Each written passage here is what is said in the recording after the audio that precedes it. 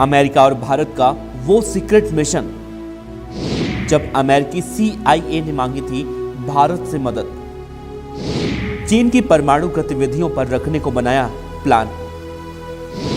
Nanda Devi glacier पर लगाया गया न्यूक्लियर डिवाइस।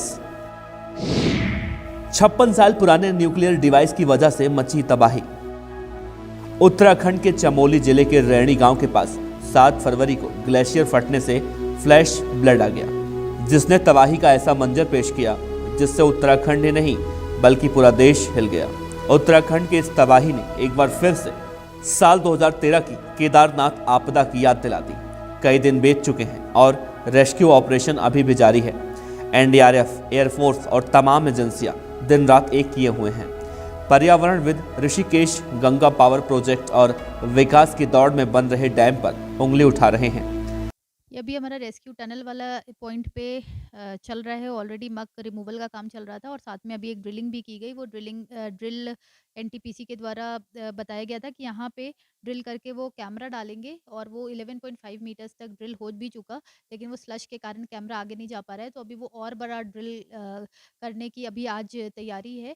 और इसके अतिरिक्त हमारे जो बाकी साइट्स हैं जैसे रैनी साइट्स में, वहाँ पे भी लगातार 3 एक्सकवेटर्स के द्वारा वहाँ पे रेस्क्यू का काम किया जा रहा है कि अगर कोई वहाँ से बॉडी रिकवर हो सके। तो वहाँ पहले भी 4 बॉडीज़ मिली, आज एक और बॉडी वहाँ से रिकवर हुई है। साथ में एक दूसरी और जगह है जहाँ पे टनल का जो टैंक है वो वहाँ पे उसके अंदर भी स्लश भरा हुआ है, तो उसको स्लच मशीन को वहाँ तक पहुँचाने के लिए भी अप्रोच रोड का काम किया जा रहा है और वहाँ से स्लश को भी खींचा जाएगा। प्लस वहाँ पे काफ़ी कुछ वीडियोज़ ऐसी जानकारी देते हैं कि वहाँ पे कुछ लोग गिर गए थे काम करते वक़्त, तो वो वहाँ से उनकी बॉडी रिकवरी की भी संभावना है। इसके अतिरिक्त मरीन कमांडोज़ को भी श्रीनगर भेजा गया जहाँ पे वो बॉडीज़ रिकवरी का काम कर रहे हैं। और जो हमारी अलोंग द रिवर अलकनंदा कुछ SDRF की टुकड़ियाँ हैं जो कि ये बॉडीज़ रिकवर कर रही हैं। कुल हमारी 38 बॉडीज़ अभी तक रिकवर हो चुकी हैं out of 206 who were missing, और उसमें से 2 हमारे जिंदा लोग मिल गए थे। तो कुल मिला के अभी हमारे 166 लोग मिसिंग हैं। इसी बीच रैणी गांव के लोगों को वो बात याद आ गई जो आज से करीब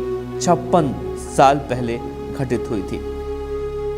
दरअसल 1965 में अमेरिका और भारत ने चीन पर नकेल कसने के लिए एक नंदा देवी सीक्रेट मिशन चलाया था ताकि चीन की परमाणु गतिविधियों पर निगरानी रखी जा सके। इस मिशन के तहत कंचनजंगा पर खुफिया डिवाइस लगाने का प्लान लगाया गया, लेकिन जब भारतीय सेना ने इसको टेढ़ी खीर कहा तो 25,000 फीट से ज्यादा ऊंचाई पर स्थित नंदा देवी पर रेडियो एक्टिव डिवाइस लगाने का फैसला किया गया। लेकिन सीक्रेट मिशन के दौरान Nanda Devi radio active device कहीं खो गई, जिसका आज तक पता नहीं चला। ऐसा कहा जा रहा है कि इसी रेडियो एक्टिव डिवाइस की गर्मी से नंदा देवी ग्लेशियर फट गया। हालांकि ये अभी एक अनुमान लगाया जा रहा है, अभी तक इस बात की पुष्टि नहीं हो पाई है ग्लेशियर के फटने की।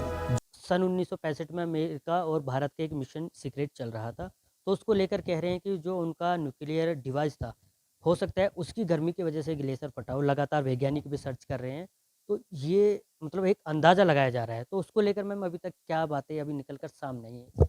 उसको लेकर हमारा मतलब ये एक्सपर्ट्स ही कुछ जानकारी दे सकते हैं। इस पे अगर मैं बोलूँ, मैं एज़ एन एडमिनिस्ट्रेटर बोलूँ, तो I think that will not be correct on my part. स्थिति सामान्य है और बस हमने सावधानी बरतने की ज़रूरत है और घबराने की अभी आवश्यकता नहीं है। खासकर तपोवन के लोगों का कि वहाँ पर 2 दिन पहले तक भी विस्फोट करके ही चट्टान फोड़ी जा रही थी। मैम इसमें कितनी सच्चाई है? में मेरे पास तो इसकी कोई भी ऐसी जानकारी भी नहीं है, ना कोई शिकायत है, ना कोई ऐसे डॉक्यूमेंट्स हैं कि वहाँ पे कभी भी हम लोगों ने कोई विस्फोट की कोई शिकायत आई हो। तो उसमें मेरे हिसाब से तो ये ऑथेंटिक जानकारी नहीं है। जानकारी के मुताबिक अक्टूबर 1965 में जब 200 लोगों की टीम नंदा देवी की पर्वत के करीब 24,000 फीट की ऊंचाई पर स्थित कैंप 4 पर पहुंच गई। इसी दौरान अचानक मौसम खराब हो गया। उस वक्त टीम के लीडर रहे मनमोहन सिंह कोहली के सामने 2 रास्ते बचे, करो या मरो। उन्हें अपनी टीम या खुफिया डिवाइस में से किसी एक को चुनना था। ऐसे में उन्होंने अपने टीम के मेंबर्स को तवज्जो दी। आखिरकार टीम के मिशन को अधूरा छोड़कर वापस लौटना पड़ा। परमाणु सहायक शक्ति जनरेटर मशीन और प्लूटोनियम कैप्सूल को कैंप 4 पर ही छोड़ना पड़ा।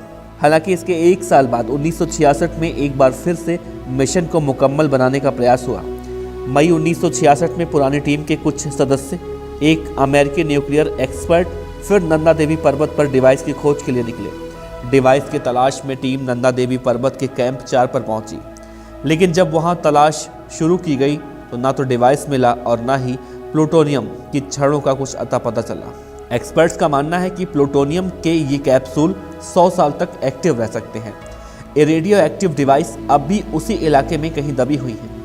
मगर इसी बीच चमोली में मची तबाही ने एक बार फिर से सोचने को मजबूर कर दिया है। हालांकि हादसे के बाद राहत और बचाव कार्य में वायुसेना भी जुटी हुई है। ग्लोब मास्टर, सुपर हरक्यूलस और चिनूक हेलीकॉप्टरों को राहत और बचाव के काम में लगाया गया है। वायुसेना राहत का साजो सामान पहुंचाने के साथ ऑपरेशन में जुटे जाबांजों को प्रभावित इलाकों तक ले जा रही है। Team local vocal.